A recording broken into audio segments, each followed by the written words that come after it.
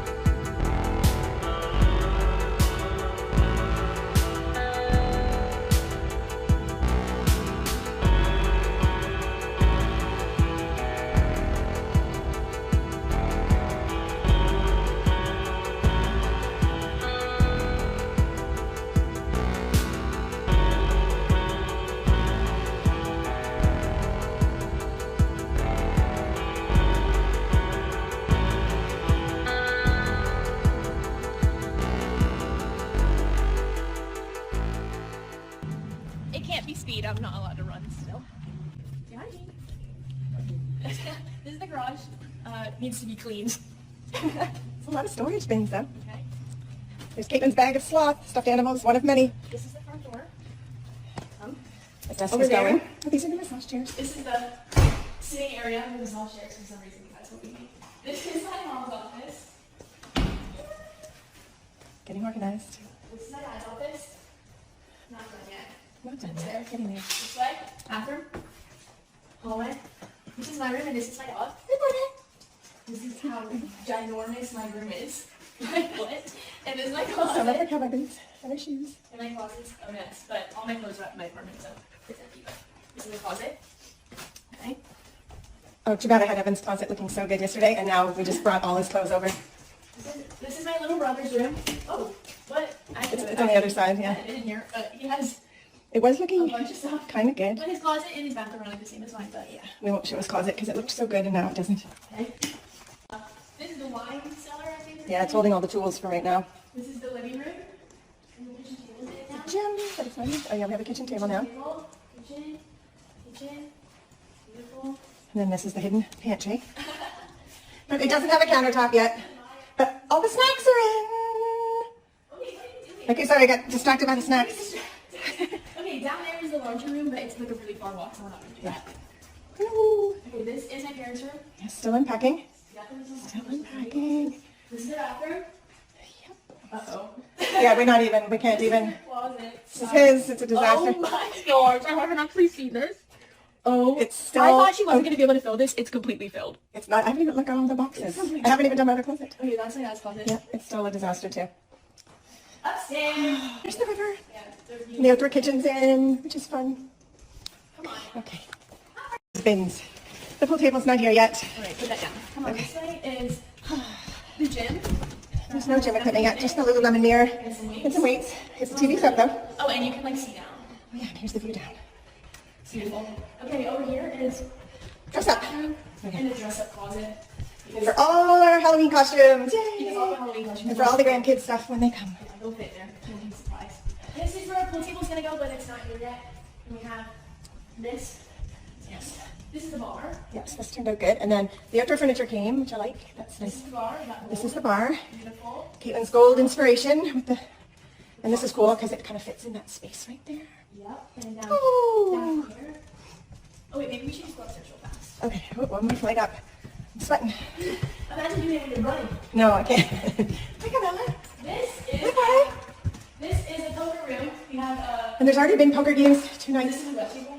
Ooh, it's a poker. This is a whatever table. Yep, that's it. Texas Hold'em, I think. That's all this room is meant for. Yeah. Because That's me cool. and Mommy are the only girls that live in this household, so. Yeah, and there's some furniture coming to fill that space over there. Right back down. This is one of the guest bedrooms. It's really All this messy. stuff just came in from the beach house. So. This is another guest bedroom. Dramatic bed. Yep, not finished. And then this is the other guest There's a bathroom there. This one looks done to me. Oh, that one fits perfectly. Yeah, these are the twins. Cute. We don't have twins. Twin beds. This is the golf simulator. It's a bathroom. There's the golf simulator This room. thing is ginormous. Yes, and the loungy chairs, which are so comfortable. And And the snacks. there's TV there and there's TV going Yeah, the there. TV there is just, it's downstairs, I think. And then this is my I don't know what he's doing. Putting up another my TV. brother's Hangout room with his beer pong. He's putting together the ottoman. Yeah, he has a beer pong table over there. Yep. And that's all. That's it. Okay, I didn't know that rich people did this, but apparently this is a thing. In order to dock, sometimes you have to put both side by side. So all my bougie friends, clearly you know this, but I think it's interesting. So we then have to go to the other boat, and we walk through some random person's boat somewhere, and then look both ways to make sure we're not running into anybody. Say hello to Paola. Hola, Paola. And then we do it again, right? So, and then we just walk through some random person's beautiful yacht. And then on the other side. And that, my folks, is how the rich live, and I had no idea. It's like a yachting thing. That's very common. Look, see all of these. So if you're the last boat, you have to walk through 1, 2, 3, 4 boats to get to the dock. One of the ladies at the winery was like, oh, it's really confusing when you have to deliver wine because you're like, oh, I'm five boats. Our last night, back to the boat. So again, we're going to cross through and go over all the way to the end. Mark Zuckerberg's $300 million super yacht.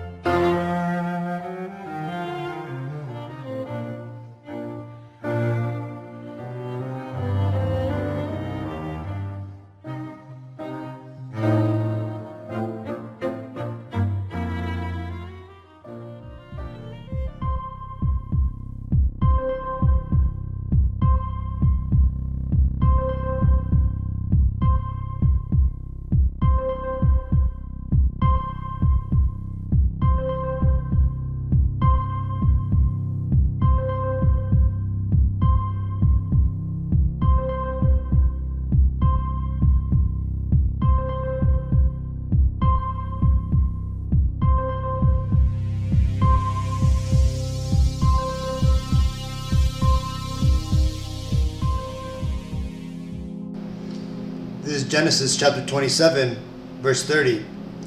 And it came to pass, as soon as Isaac had made an end of blessing Jacob, and Jacob was yet scarce gone out of the presence of Isaac his father, that Esau his brother came in from his hunting. Let's jump down to 38. And Esau said unto his father, Hast thou but one blessing, my father? Bless me, even me also, O my father. And Esau lifted up his voice and wept. And Isaac his father answered and said unto him, Behold, thy dwelling shall be the fatness of the earth, and of the dew of heaven from above. And by the sword shalt thou live, and shalt serve thy brother. And it shall come to pass, when thou shalt have dominion, that thou shalt break his yoke from off thy neck. Kahala Yahweh Bashem El Shai Bashem Ruach Kodash, which are the true Hebrew names of the Most High Father, Yahweh, which is Hebrew for He is, in the name of His only begotten Son, Yahweh Shai, which is Hebrew for He is salvation. Double honors, my teachers, the apostles and elders of Great Millstone. Peace and mercy to the elect, who are the house of David, reborn again in this generation. And shalom to the 130 Yasharallah, who today are known as the Negroes, Latinos, and Native Americans, who before losing our true heritage, we were known as, and still are, the true Hebrew Israelites of the Holy Bible. In today's lesson, we're going to talk about the fatness of the earth. And what I mean by that is the scripture that we just read. You see, the videos we just watched are the results of Esau's blessing. Okay? Who is Esau? Well, Esau is the evil twin brother of Jacob. Jacob, who is the chosen of God, and from whom the 12 tribes come from. Well, his older brother, Esau, he is the progenitor of the people that we will refer to today as the so-called Caucasian and so-called Israeli race. Okay? And the videos we just watched, like I said, are a result from this blessing that they currently have. You see, in the Bible, when you read it out and you understand its true narrative, you understand that every nation, that of the 18 nations described in Genesis 10 on forward, that the Lord recognizes, because remember, the 197 nations that the UN recognizes today all go back to the biblical 18 nations. And the Bible basically explains how there's going to be a rulership of all these other nations, these other heathen nations, right? And that currently we are living in the last heathen empire or world empire to rule before the second coming of the Messiah, who will bring in the forever kingdom of the Lord, right? The kingdom of heaven, which is going to be here on earth. Well, right now we just watched Edom's heaven, okay? Because you see, these Edomites, they're living in their kingdom, in their heaven, okay? And you may not see it, or we may not see it, because we're stuck here in the cities. We're stuck in areas which don't even gross anywhere near the prices of these houses or these properties that we've seen, right? So we don't really see this type of lifestyle. We don't get invited to the King's Ball over there in England. But this is to show you just how well Esau has it in the upper echelon of his nation. And now we can see what it means to be living off the fatness of the earth and of the dew of heaven from above. That one influencer girl, the foodie girl, she makes close to $30,000 a month. Again, look at the size of Zuckerberg's yacht. Not only was it huge, but it had a large assistant boat behind it that carried all the jet skis and all the support supplies for the boat. It's crazy. See, this right here is what it is to be these Edomites in power. Now, Esau, he's totally screwed over the majority of his people. Okay, he hasn't spread the dominion and the power to all of his people like he should have, which is why there's a lot of Edomites who are suffering till this day? Well, that's because ultimately the curses are falling upon these Edomites, but also Esau is just not sharing with his brethren. All right, that's that spirit on these Edomites. And besides, this whole Esau's entire kingdom is materialistic. Okay, so, which means that what we just watched is the pinnacle of Esau's empire. It ain't gonna get any better than that.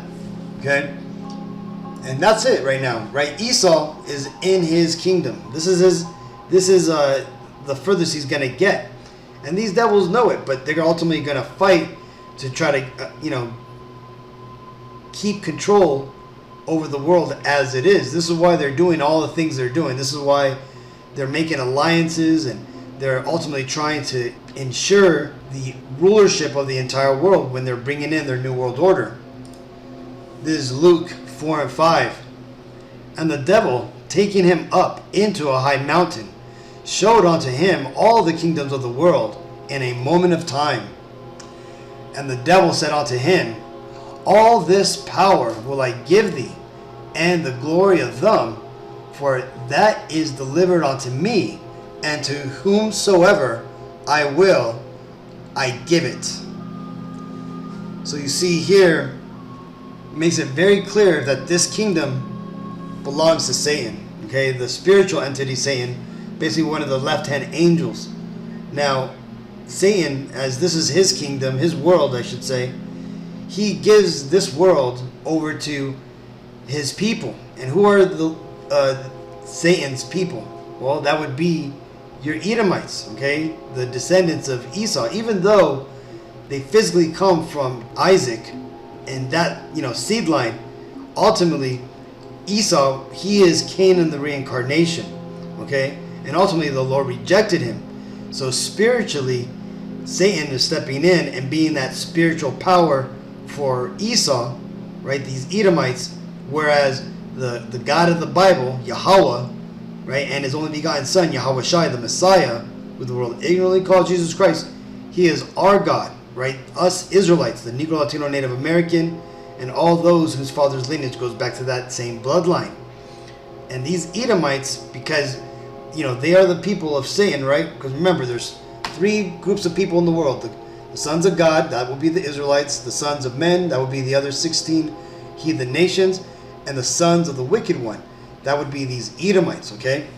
And right now, this is why they have all this power. This is why they have all these treasures and riches, right? Like I said, Esau is living in his heaven, so he doesn't need to be saved from anything, okay? If anything, these lower end Edomites, right, the ones that are being oppressed as well as us Israelites, they need to be saved from the higher echelon of Esau, right, from their own people. This is Obadiah 1 and 4. Though thou exalt thyself as the eagle, and though thou set thy nest amongst the stars, thence will I bring thee down, saith Yahweh Bashim El Shai. And this is the book of Obadiah, which is basically, it's like a 21, 22 verse, or 21 verse chapter in the Bible, which is basically a death letter to these Edomites, to basically let them know that their time is done.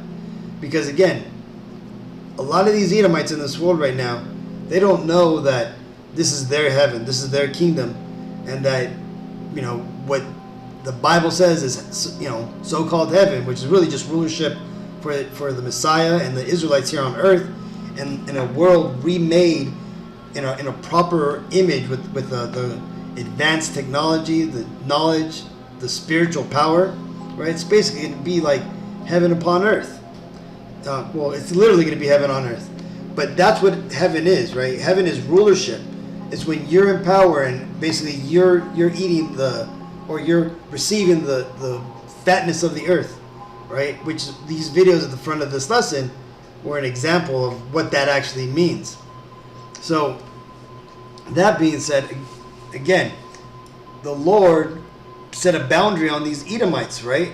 And that's that when they would eventually reach the pinnacle of strength as a people, to the point where they will be able to go into space, right? Because again, these Edomites have only ever gone into low Earth orbit, right? Leo, They never went to the moon or deep space. But they definitely sent out satellites.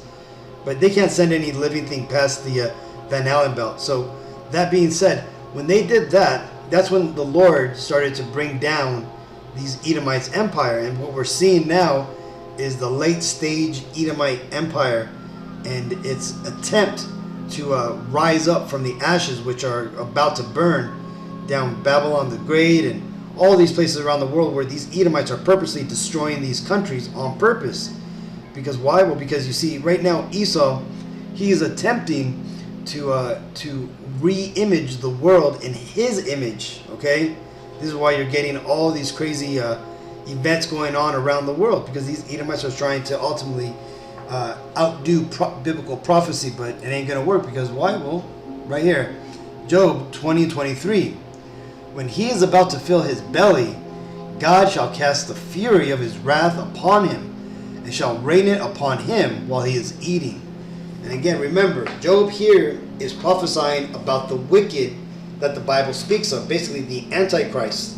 And we understand that the Antichrist isn't just one person, but it's one nation, one group of people that would be your neighborhood friendly Edomites, right? It tells us here, Job, that when they are about to fulfill their agenda, that's when the Lord is going to strike them down. He's going to basically throw a monkey wrench into their plans, right? So these Edomites, what is their agenda? Well, it's to conquer the world, to rule over it in full force, dominance, right? To kill off their enemies, to basically, secure their power, and to live on in their artificial technological immortality.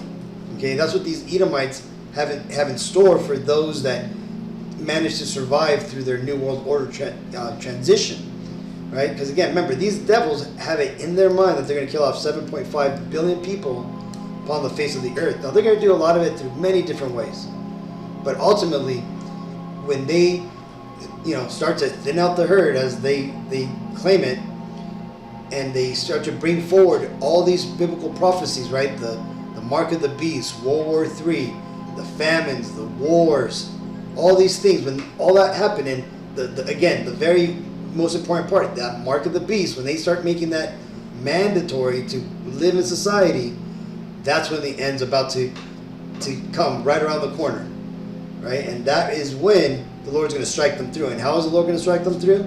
Well, we're starting to hear supposed claims from NASA, right? I don't really believe them. And again, when you look up, certain reports, they don't really pan out.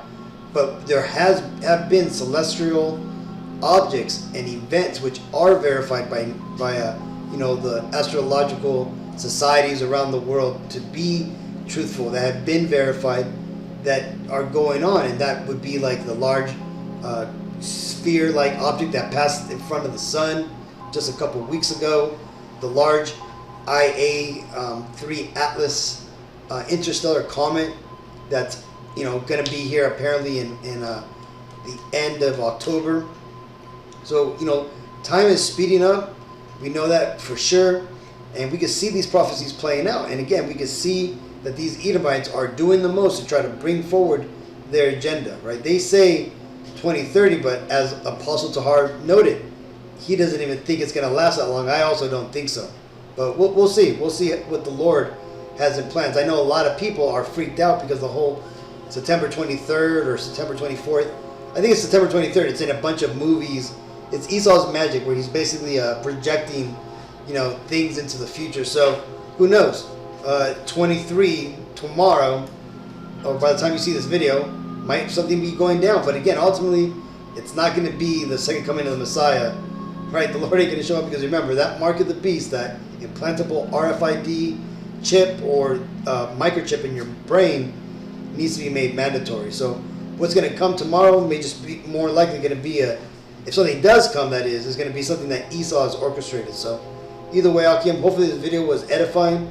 Until next time, I want to give all honor and glory and praises to Yahweh, Ba'Shem Yahushai, Ba'Shem Ruach Kodesh. Shalom.